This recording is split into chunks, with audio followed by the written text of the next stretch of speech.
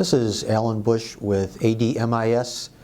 Seeing stock index futures coming under some pressure today, even though we did have some very dovish comments from the Fed yesterday when they released the minutes of their most recent FOMC meeting.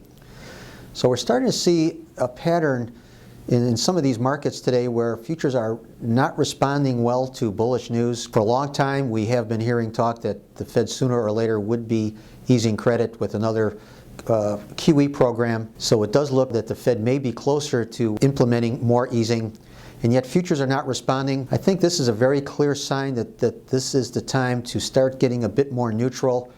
We had been bullish for quite some time in anticipation of easier credit from the Fed. Now that it is becoming more likely, I would think that it is an excellent time to become more neutral. Futures are not responding well to the news. Over in the foreign currencies, we're seeing the euro currency higher. This basically on ideas that the ECB has a plan to buy Spanish and Italian debt.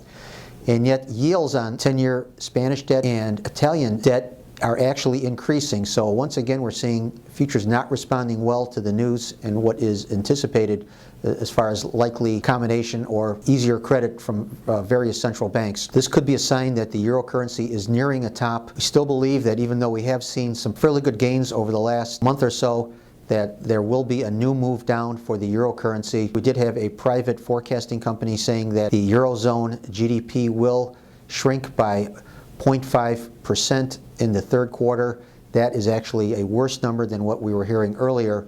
So none of these problems are going away in the Eurozone in spite of the potential support packages and easier credit from central banks.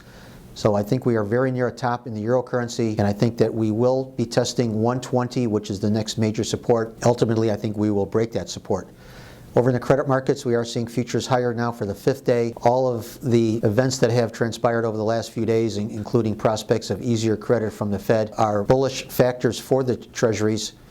We have bounced off of support areas over the last couple of days. So from here, I would expect further gains in treasuries, still thinking that this bull market is intact in the credit futures market. Once again, these are my opinions alone and are not the opinions of ADMIS or Archer Daniels Midland.